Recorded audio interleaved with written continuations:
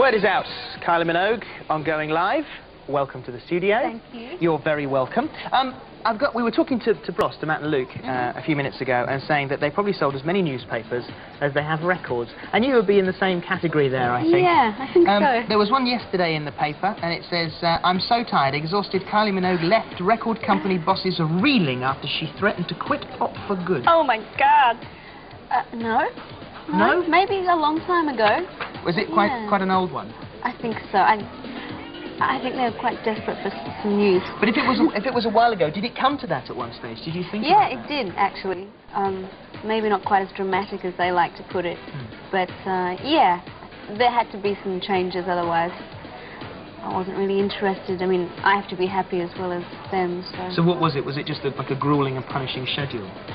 It was that. It was also not being able to put in as much, or not being allowed to be as creative as I would like to be and have as much control. So I have all of that now, so I'm quite happy. So would you say that you are in complete control of yourself now?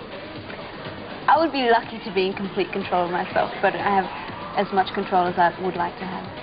So are you turning into a bit of a Madonna? Not quite. I do have my little tizzers, but no, I don't think I'm quite the same. What about being tough? How tough do you have to be? Pretty tough. I mean, just talking about newspaper articles, there's so much rubbish written in the papers, and a lot of it is for the sake of sensationalism, and a lot of it is just to be, or some of it is just to be snide and, you know, give you a hard time. So. But once again, we were saying before that that sort of thing, sort of being a pop star and being in the papers, sort of go hand in hand. They do, and I don't think that it should. I mean, people say, well, you should accept that, you know, it's part of what you do. It doesn't have to be. Unfortunately, it is, but there's no reason why it should be. But I cope. Does it get to the stage where you like drag your hair out and think, that's it, I am going to pack it in, I'm going to do something else? Yeah, I do. I think most people do, no matter what their profession is. You have days where you just are desperate to do something different and do something else.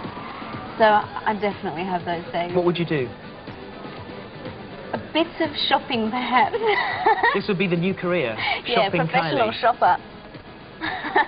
Oh, if I'm having a bad day, I'll probably, I don't know, go to the movies or call up friends or go out. Just try to not think about what's bothering me. How often is it possible for you to be normal? Well, I tend to do things as normally as anyone else would. Though. Did you go on a bus? I did go on a bus a while ago. I was so excited. Like a 5-year-old on the bus. So I wouldn't say I do those things, well, far from regularly, but for me it's more like a novelty to do something that is considered normal. If you were going to live that life, that new life, just maybe for a couple of weeks, I think you'd probably get get to miss the superstardom of pop after a while. That glittering road of pop. Probably. It's taken me so long to get used to it, I probably...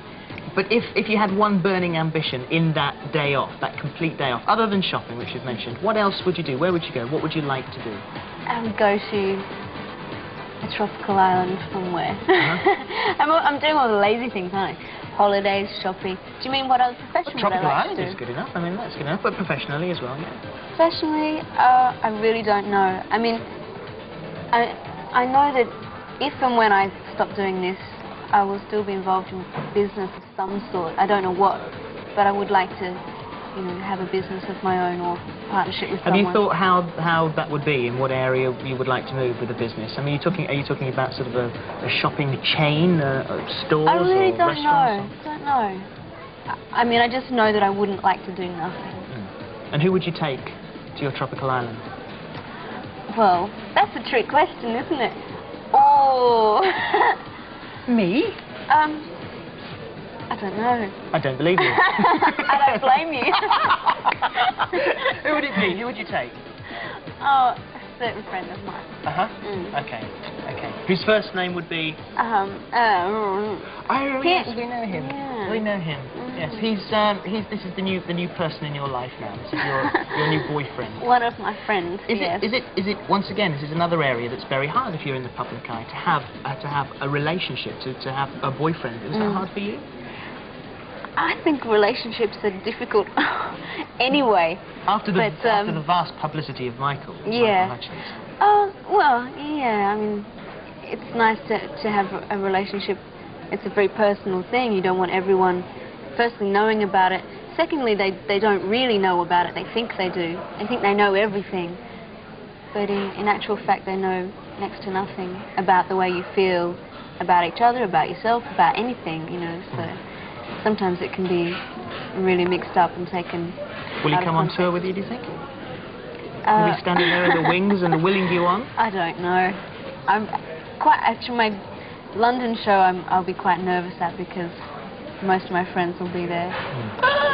And is it all planned and you're all sorted for it now? At the moment, working on the choreography and getting the set list together and stage, so it's all coming together. It's a very dancey show. You came on the Radio 1 Row show when I was down in Plymouth, and it is a very dancey show, isn't it? Incredibly. So I'm like trying to get fit. Working out. Now. Yeah. You're working out. And there is a possibility, if you are a fan of Kylie and you would like to go to one of the concerts around the country, that you could go for free. You've got to get yourself there, but we'll provide the tickets.